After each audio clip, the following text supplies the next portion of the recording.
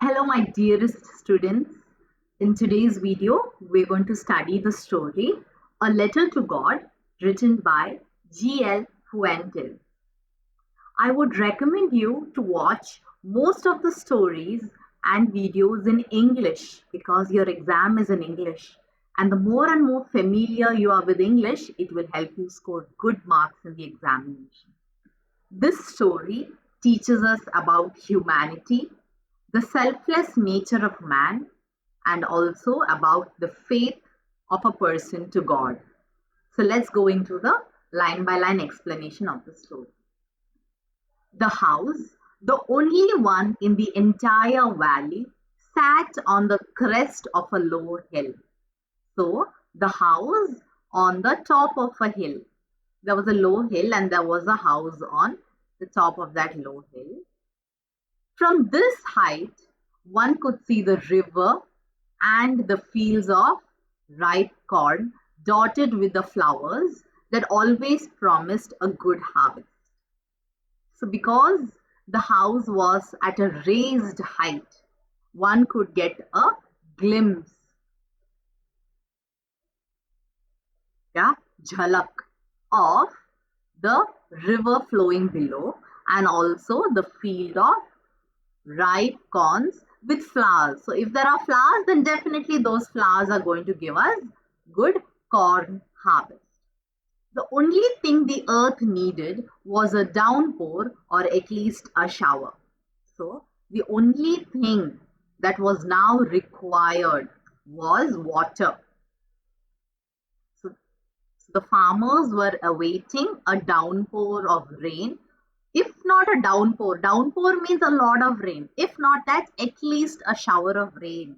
Because water was needed for those crops, or else those crops would dry out because of drought. Drought. Drought means when there is no water, these plants dry out, and the situation is called a drought. Throughout the morning, Lencho, so the protagonist is the main person in the story. So Lencho is the protagonist who knew his fields intimately. So he knew his fields closely. Had done nothing else but see the sky towards the northeast. So he was eagerly waiting or awaiting the rains, or he was anticipating for the rains to come. Now we are really going to get some water, woman. The woman who was preparing supper, so it is dinner time, replied, yes, God willing. So hopefully, if God wishes, we will definitely have rain.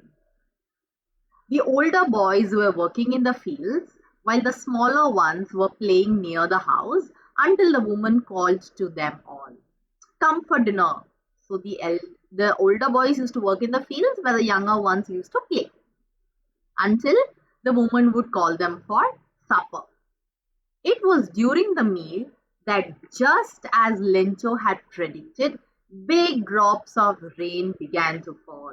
So Lencho was anticipating rain, and just like how he predicted, big drops of rain began to fall. In the northeast, huge mountain of clouds.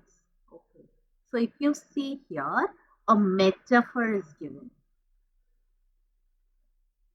They are calling clouds like mountains because these clouds were huge and heavy.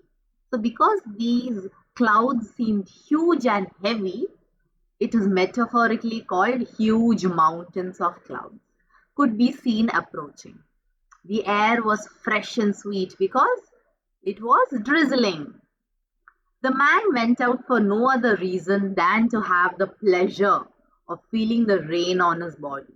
So the rain is definitely a pleasurable situation for a farmer because the fate of his crops depend on rain. So if it rains, they become lush, and the crops will flourish. And if the crops flourish, then that will bring him prosperity.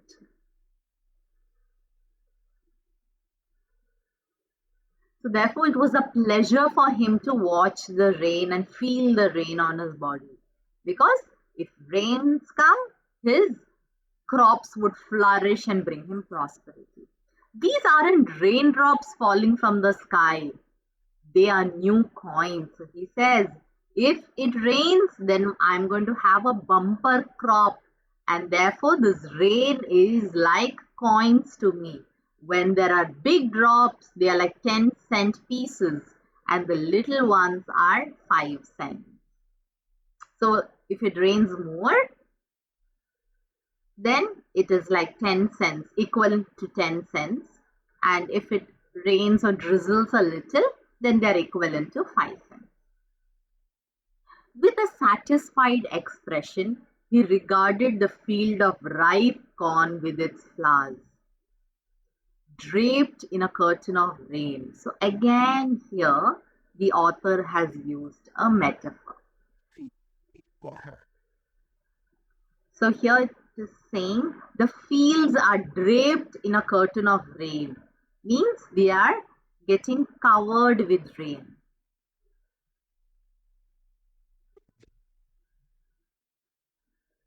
And they're getting wet. But suddenly a strong wind began to blow, and along with the rain, very large hailstones began to fall. Unfortunately, once it started raining, strong winds began to blow, and along with it came hailstones. So hailstones are these small pieces of ice that fall like rain, and that is the worst nightmare for a farmer. So hailstones can cause total destruction to the crops, and therefore it was an unfortunate situation.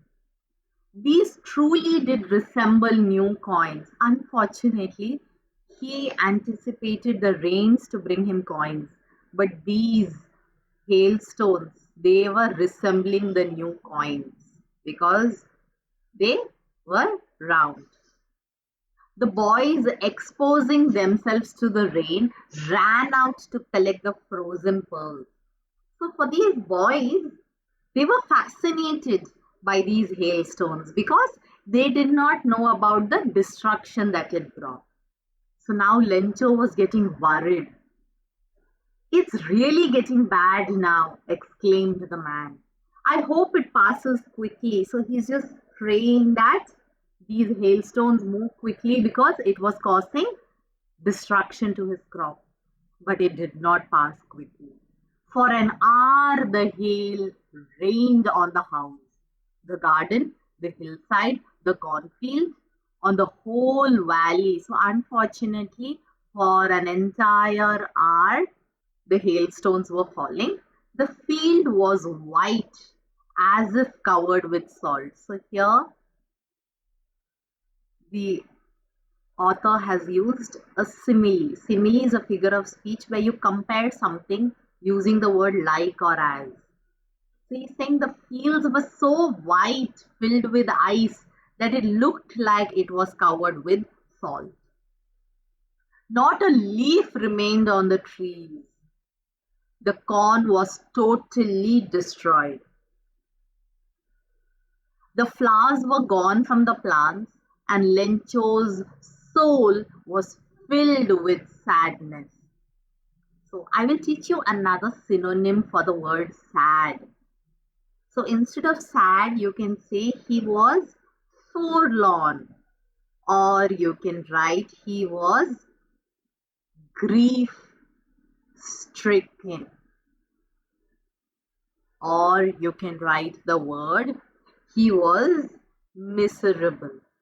He was feeling miserable. He was heartbroken because not a single leaf remained and all the flowers were gone. So there would be no crop that year. When the storm had passed, He stood in the middle of the field and said to his sons, a plague of locust. No, locust is a type of grasshopper which is a pest. So these pests, what they do, if they come onto the field, they eat up all the leaves and all the flowers and plants and causes destruction. So he's saying a plague of locust would have left more than this. So we would not have this much destruction even if a locust would have come. Locust is considered one of the worst pests to a farmer. He's saying that situation wouldn't have been this bad as now the hailstones have caused it. The hail has left nothing. This year we will have no corn. That night was a sorrowful one. All our work for nothing. So he's saying that all our hard work that we had put in until now was ruined. Ruined is destroyed. All our hard work remained wasted. Or you can use the phrase gone down the drain. There was no one who can help us. We'll all go hungry this year. It's like there isn't anyone who's going to help us because nothing is left. So let's just go through the questions. What did Lencho hope for? So Lencho hoped for rain, a downpour or at least a shower. Why did Lencho say the raindrops were like new coins? He called the raindrops new coins because if rain would fall, it would help his crops flourish and therefore it would bring him money. How did the rain change? Unfortunately, a huge gust of wind began to blow and the rain brought about very large hailstones. What happened to Lencho's field? Nothing was left, not even a single leaf or a flower, and there was total destruction in his field.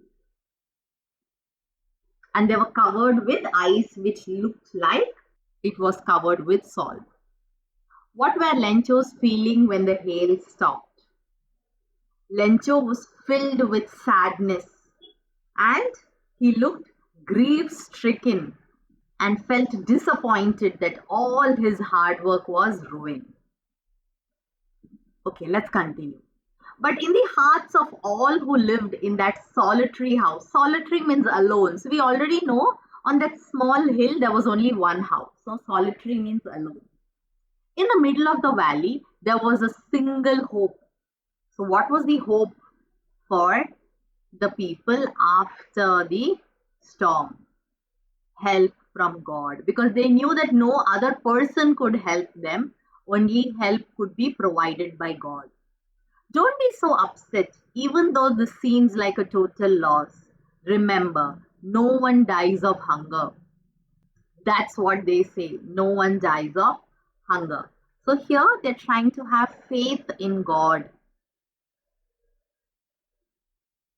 That even if there is so much destruction, they believe that God will help them out of this difficult situation. All through the night, Lencho thought only of his one hope. So what was the only hope to Lencho? The help of God, whose eyes, as he had been instructed, sees everything. Bhagwan sab kuch dekhta hai.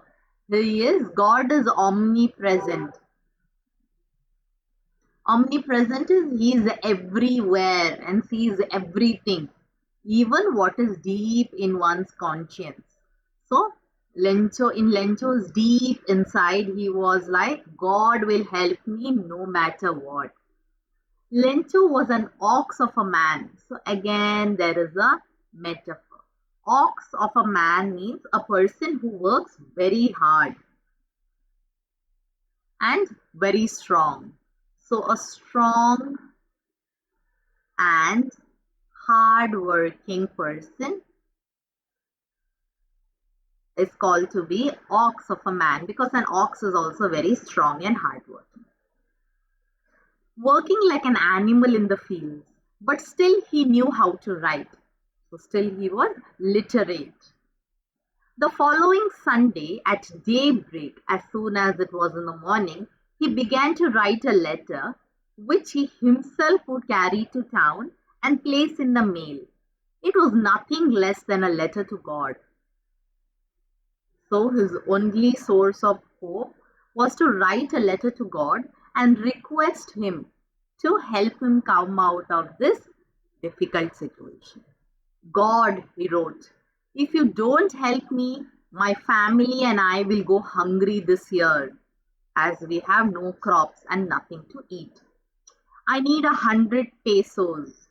He said, I need 100 pesos in order to sow my fields again and to live until the crops come. So, how much money did he ask for and why? He asked for 100 pesos to sow the fields again and to live by until the crops would flourish again. Because the hailstorm. So, he's explaining to God what has happened. He wrote to God on the envelope, put the letter inside, and still troubled went to town. So he was still disturbed. At the post office, he placed a stamp on the letter and dropped it into the mailbox. One of the employees, who was a postman and also helped at the post office, went to his boss laughing heartily. So this person, the postman, was amused at the situation where someone has actually written to God and showed the letter to his boss, the postmaster. Never in his career as a postman had he known that address. It's like never has anyone addressed a letter to God. So he found it amusing and he had a hearty laugh and he went to the postmaster. The postmaster, a fact, amiable. Amiable is a very friendly person, friendly and pleasant fellow, also broke out laughing. So he also found this was amusing and started laughing. But almost immediately he turned serious. But then he turned serious and tapping the letter on his desk commented, what faith! I wish I had the faith of the man who wrote this letter. So first initially he laughed, but then he thought how completely the person has trusted God. So what a complete trust this person has towards God. What faith. I wish I had the faith of the man who wrote this letter. Starting up a correspondence with God. So having a conversation with God. So in order not to shake the writer's faith in God, the postmaster came up with an idea. Answer the letter. Okay. So why did the postmaster want to answer the letter? This could be a question. Because he did not want to shake the writer's faith in God. He was commending the trust of this person who had on God. But when he opened it, it was evident that to answer it, he needed something more than goodwill. He just did not need goodwill, ink and paper, but he needed something else. But he stuck to his resolution. He asked for money from his employees. He himself gave a part of his salary, and several friends of his were obliged to give something for an act of charity. Obliged means compelled to. Compelled means forced. Or they were morally bound to do a selfless act or an act of charity.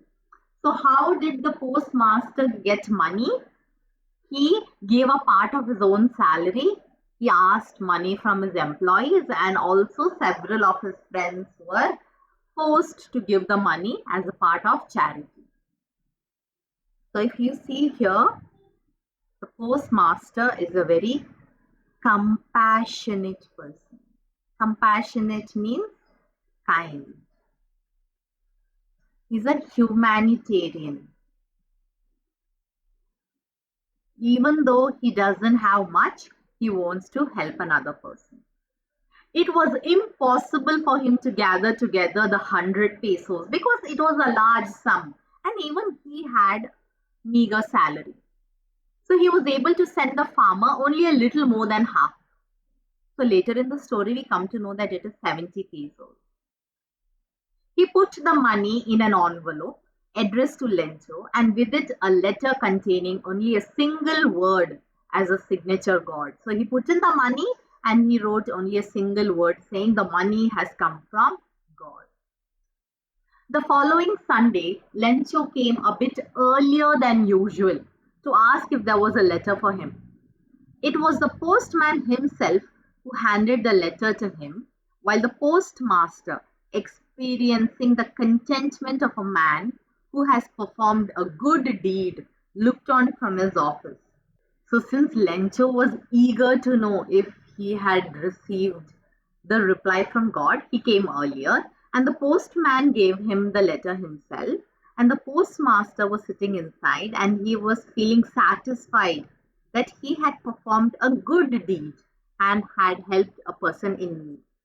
Lencho showed not the slightest surprise on seeing the money. So, what was Lencho's expression when he opened the letter? That could be a question. He did not show the slightest surprise because he had so much faith in God that he was confident that God would give him the money. But he became angry when he counted the money. So, did Lencho become happy? No, he became angry. Why? Because when he counted the money, there wasn't 100 pesos, but 70. God could not have made a mistake. So he felt God will never make a mistake. Nor could he have denied Lencho. So he felt first is God won't make a mistake. And the second is he will not deny Lencho of the money that he desperately needed and what he had requested for. So he thought that is definitely not possible. God cannot make a mistake. Immediately, Lencho went up to the window to ask for paper and ink. On the public writing table, he started to write with much winkling of his brow, caused by the effort he had to make to express his ideas. When he finished, he went on to the window to buy a stamp which he licked and then affixed to the envelope with a blow of his fist. So, blow of his fist is he's showing his anger, he's showing his annoyance, he's showing how cross he is. Cross means angry. So, here he could not control his anger. He immediately wanted to write a reply to God, saying, and he was making such an effort to explain that he was wrinkling his eyebrows. The moment the letter fell into the mailbox, the postmaster went to open it. It said, God, of the money that I asked for, only 70 pesos reached me. Send me the rest, since I need it very much. So I am in dire need. Dire need means I need it no matter what to sustain my life and also to buy seeds to grow new crops. But don't send it to me through the mail because the post office employees are a bunch of crooks. Crooks means criminals. And he writes Lencho. Towards the end of the story, you can see that there is irony. Irony is exact opposite. He calls the kind humanitarians who actually helped him, he calls them criminals. So the people who did the act of God and helped him in such a dire situation, he perceived such people to be crooks and criminals. So therefore the situation is that of an irony. So from this story, we can learn two things. That the faith of God can move mountains and that if we have complete faith, God will help us in times of distress or difficulty. And the second thing is humanity is still alive. There are people who selflessly help others even if they do not have much. So they, much like God, help others and are very compassionate towards people who are in difficulties. I hope you enjoyed listening to the story, and I'm very proud of you that you are taking an effort to get good grades in your examination. I am praying for each one of you, but remember, only if you work hard, you will get the fruits of your perseverance. God bless and take care of yourself.